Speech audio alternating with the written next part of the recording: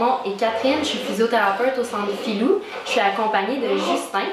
Aujourd'hui, on aimerait vous parler de comment on fait pour reconnaître puis soulager les douleurs chez les jeunes polyhandicapés non-verbaux, donc ceux qui ne peuvent pas nous dire directement qu'ils ont de la douleur. Alors, à l'évaluation en physiothérapie, il y a plusieurs signes qui vont nous dire si l'enfant a de la douleur ou non. Premièrement, au niveau du comportement, est-ce que l'enfant il dort moins bien, il mange moins bien, est-ce qu'il est plus agressif, anxieux, il est plus agité, il joue moins avec les autres enfants? Si oui, il y a peut-être de la douleur. Deuxième catégorie, c'est l'aspect plus moteur. Si l'enfant il crie, il pleure, il fait des grimaces, il crispe son corps, encore là, ça peut être des signes comme quoi l'enfant a de la douleur. Dernière catégorie, c'est les signes vitaux. Parce que dites-vous, quand on a des fortes douleurs, ça met notre corps en alerte, puis là, tous nos signes vitaux changent. Notre fréquence cardiaque est plus rapide, notre tension artérielle est plus haute, l'enfant peut hyperventiler, désaturer, il peut avoir le teint très pâle, suer abondamment. Alors tout ça, c'est des signes qui nous permettent de reconnaître si l'enfant a des possibilités d'avoir de la douleur.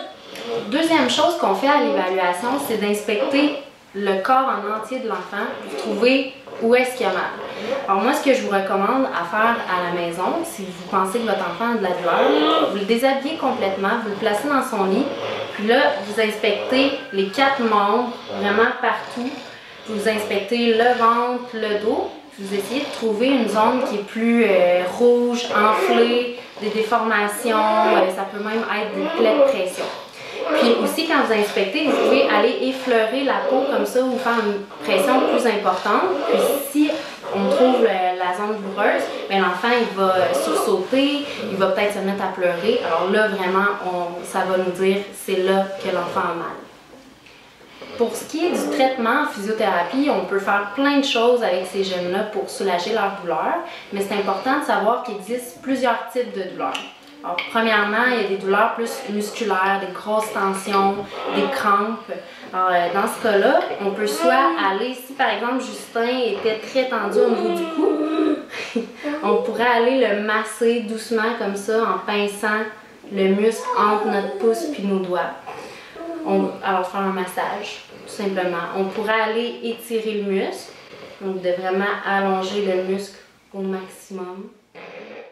Sinon, on pourrait appliquer de la glace ou de la chaleur. Les deux sont super efficaces pour les tensions musculaires.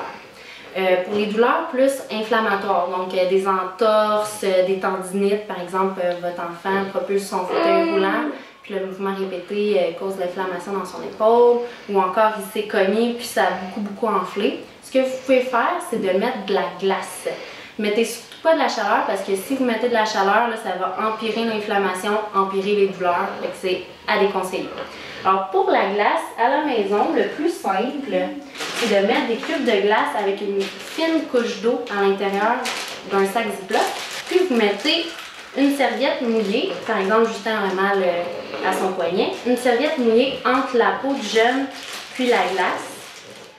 Ça, c'est pour mieux protéger sa peau parce que, dites-vous, ils sont non-verbaux, ils ne peuvent pas nous dire si c'est trop froid, c'est trop chaud, et que ça protège leur peau, puis ça permet de mieux soulager leur douleur.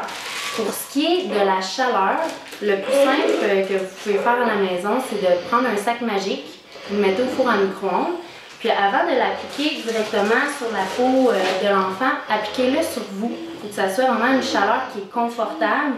Si ça brûle, ça picote, il y a d'autres sensations inconfortables, attendez avant de l'appliquer sur la peau de l'enfant parce qu'encore là, ça pourrait empirer puis brûler carrément sa peau.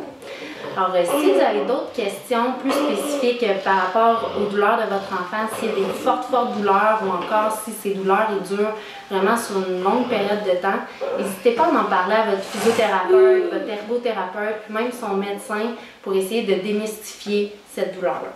Alors voilà, je vous souhaite une belle journée. Bye!